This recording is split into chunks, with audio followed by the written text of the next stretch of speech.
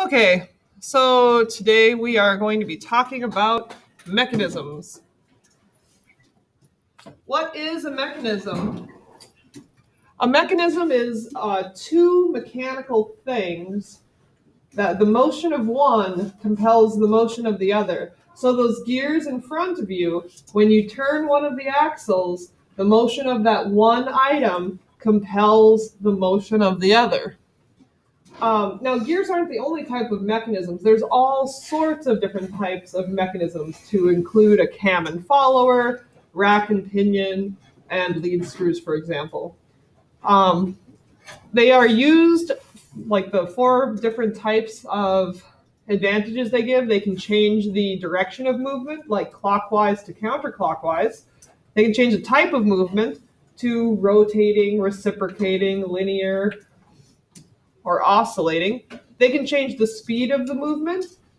We're going to redefine speed and how you think of it. So those of you that have gears that have different size gears, that can be utilized to give us either a speed advantage or the next one down, the torque advantage. Boop. We just talked about this. Mechanisms can change direction. If you were to add a third gear, that gear in the middle would be the idler gear. So then if you turn the input clockwise, the output would also be going clockwise. Or if you have an even number of gears, they turn in opposite directions. You see that graphic in the upper right that has the very black simple kind of line art looking gears? Well, it says driver and follower. We always use input and output, so that's kind of a bad label on that graphic. So the driver gear would be the input gear, and the follower would be the output. My GIF is broken. Please disregard that GIF.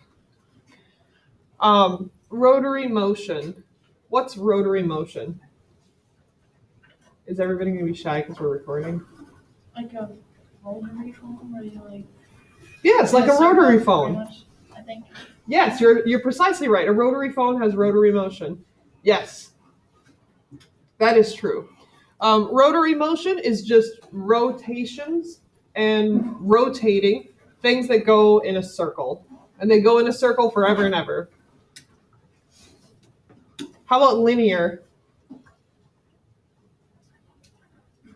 Linear is when the output just goes in a straight line forever and ever. So if you were to turn that round gear in one direction, that rack underneath it would just keep going and going and going. Okay, so that would be linear. Off and to the left, there's reciprocating. That means going back and forth in a straight line. And oscillating means going back and forth in an arc. So you can see that these two kind of fit together, rotary and oscillating. Rotary is going in circles forever and ever. Oscillating is just going back and forth in part of a circle. Linear is going in a straight line forever and ever. And reciprocating is going back and forth in a straight line. Can you think of any examples of reciprocating motion? What reciprocates? You're so quiet. I know, because we don't know. You don't know what? Spring? Yeah, a spring can reciprocate because you squash it down and it goes back up, and that's what the image is. So that's good. Powers of observation. What are some things that reciprocate that actually utilize spring? Pogo stick. A pogo stick. How did you know that? That's fantastic. How about a reciprocating saw? Zzz, right? Is that what you're gonna say, Hendrickson? I'm sorry. Anybody do any sewing? Nope. The needle on a sewing machine reciprocates. Okay. How about oscillating? Things that go back and forth in an arc. Like this. Shh. Hendrickson. There's a machine in the weight room. Yep, I was just gonna say. There's a machine in the weight room that oscillates? Yeah. What does it do? You just like Or circulation. Oh, okay. You guys would know. I wouldn't know. So it just goes back and forth. You move back and forth. How about an oscillating fan? Does anybody have an oscillating fan that just kind of turns? Yeah. Yeah. It does. Yeah. Oh, yeah. It goes back and forth like this. It's all back, fourth in an arc. Okay, we're good. Carrying on. Mechanisms. You can use mechanisms to change the speed between the input and the output, or change the torque. Gear ratios compare the output to the input. Gear ratios can be determined using the number of teeth on the gear or the diameter of the gear. That big scary formula right there, it's really not too scary. It's just 3 of the same formula in a row. The gear ratio is equal to the number of teeth on the output over the number of teeth on the input, or the diameter of the output compared to the diameter of the input. If the output gear is larger than the input gear, the speed will decrease. So if you've got 2 gears, let's see here, output gear is larger. Well, let's use our graphic here. You see the 2 black gears? Ignore the driver follower, okay? Let's pretend that we are on a bicycle and that our pedals are on the smaller gear. So you're pedaling and then it's turning the bigger gear. So if you pedal 1 time in a circle, does your output gear go slower or faster? Slower. Exactly. And what if you were to change it and put your pedals on the larger gear? Does your output go faster or slower? Right. That's pretty much all there is to that. When you're riding your bicycle and you're going up a hill, and you know how your feet go around and around and around very, very quickly, but your bicycle is actually moving pretty slowly? The kind of gear ratio you would have with that would be to have a small input gear and a big output, so that your feet are going around many, many, many times to get the output to go around 1 time. What's the difference between force and torque? Look at this slide. Force is a push or pull in a straight line, and torque is a push or pull in a circular motion. So if I run out of gas and I have to push my car to the gas station, am I using torque or force? Force. If I need to open a jar of mayonnaise, torque. If I need to push a boulder, force. Very good. If I need to take the cap off the toothpaste, torque. Very good. You got it. Here's a simple gear train. You have these in front of you right now. And this is where we're going to spend a good deal of our time. Actually, I'm not even going to do that. If you look at A, you're going to see behind it on the right-hand side, there is a little green nub. That little green nub is actually a handle. It's like a crank handle. So that'll be our input gear. Okay. So this is the one that we're applying force to. This is the input, and that makes this one the output. Right. And in this case, here's our input, and this is our output. Cameron, you're getting some points. You're on. So what you've got in front of you, you've got some gears, and some of you have gears that are the same size, and some of you luckier folks have some that are different sizes. This is good. There is no crank handle, because whatever, we're good. You can just turn them. Let's calculate some gear ratios and talk about that.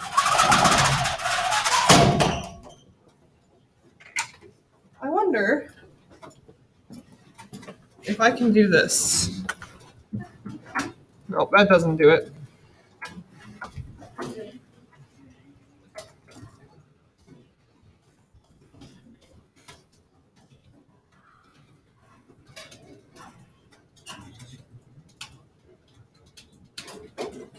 Let's see here.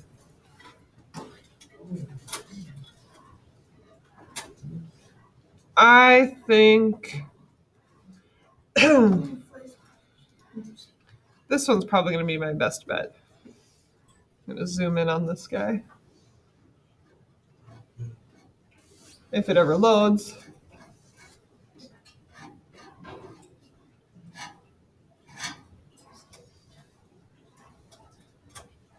If it ever loads.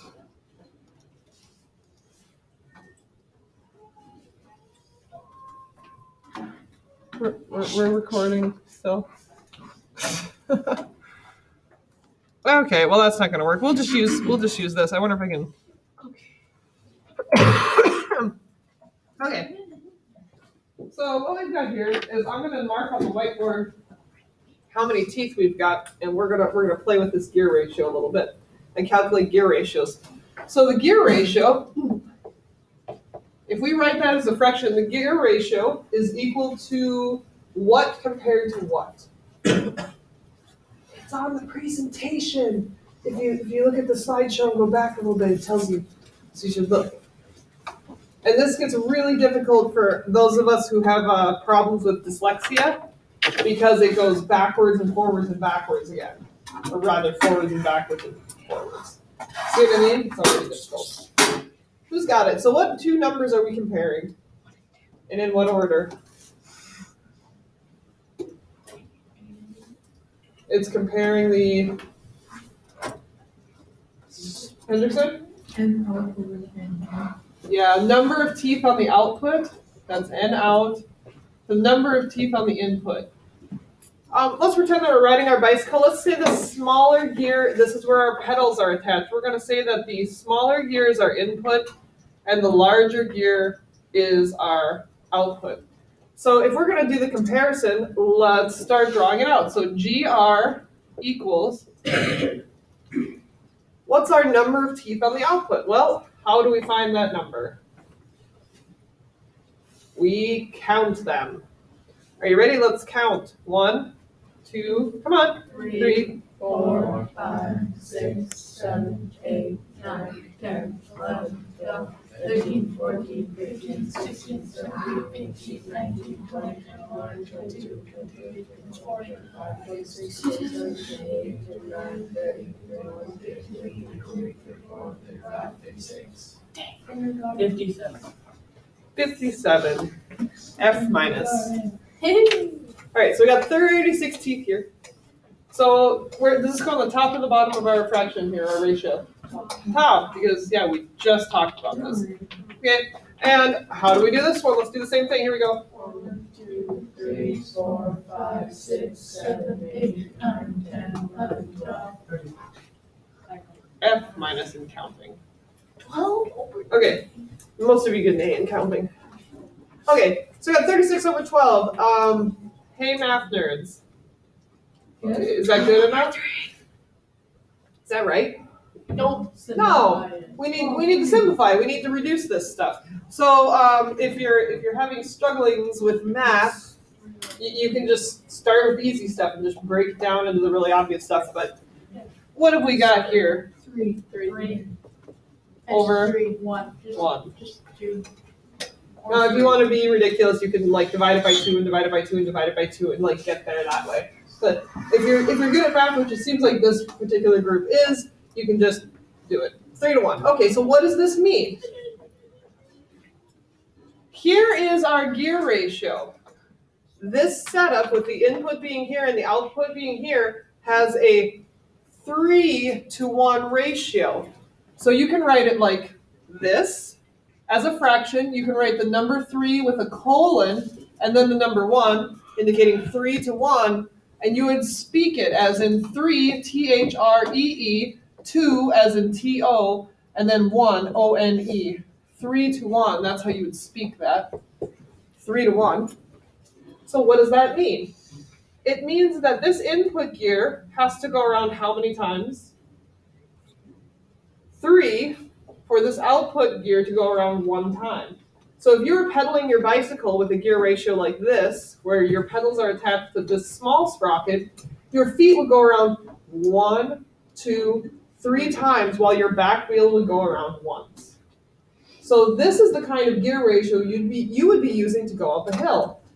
Your feet would be going fast, fast, fast, fast, fast, and your bicycle would just be kind of creeping along. But it's very easy to get your feet going with this one. So my question to you is this. Does this particular gear ratio give you a torque or a speed advantage? No, Torque. I have no idea. Torque.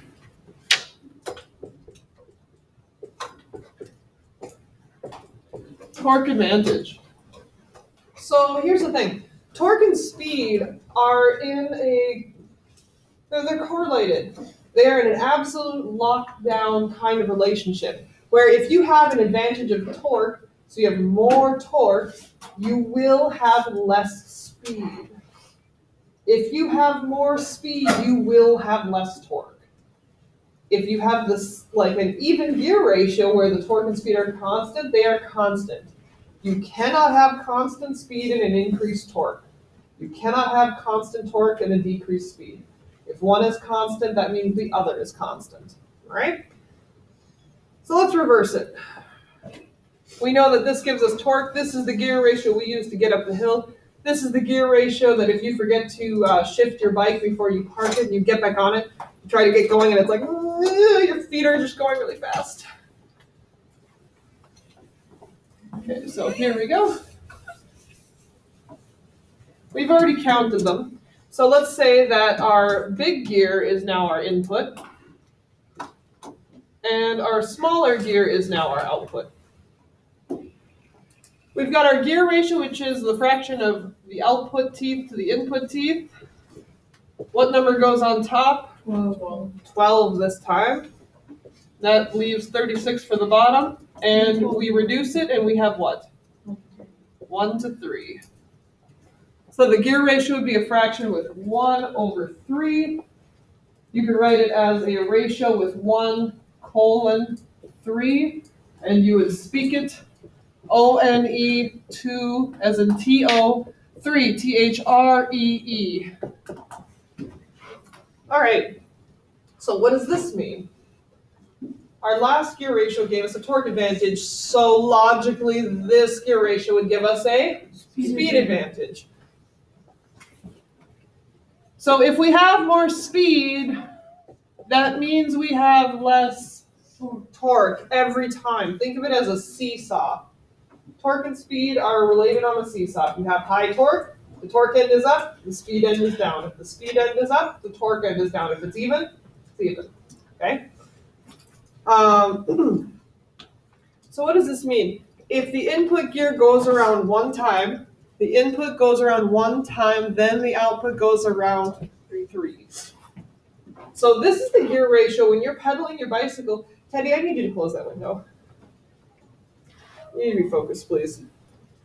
That means when your input goes around one time, your output is going around 3. So if you're pedaling your bicycle, you take your pedals and you go around one time, that means your rear wheel is going 1, 2, 3. This is the gear ratio that you would use to get downhill really fast. This is the gear ratio that when you forget to shift your bike back and you park it and you get back onto the flat ground, you have to pretty much stand up on your pedals to get it going again. So you've got a lot of speed, but not a lot of torque, because it takes a lot of muscle to move that around. That's why you typically use this gear ratio when you're already going and have momentum. That makes sense? How are we doing with gear ratios? How do you feel about it? Good. Seems like you guys really get it. Okay. In that case, pull the screen down.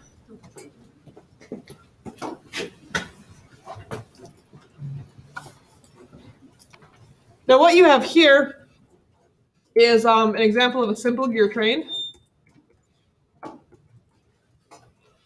And here's one with an idler. I'm just going to breeze through these. These are bevel gears. There's a Worman wheel. This is a different type of mechanism.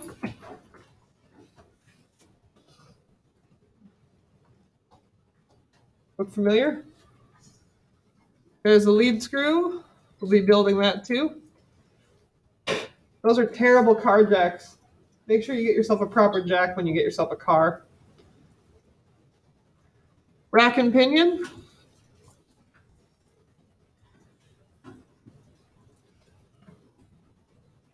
Universal joint.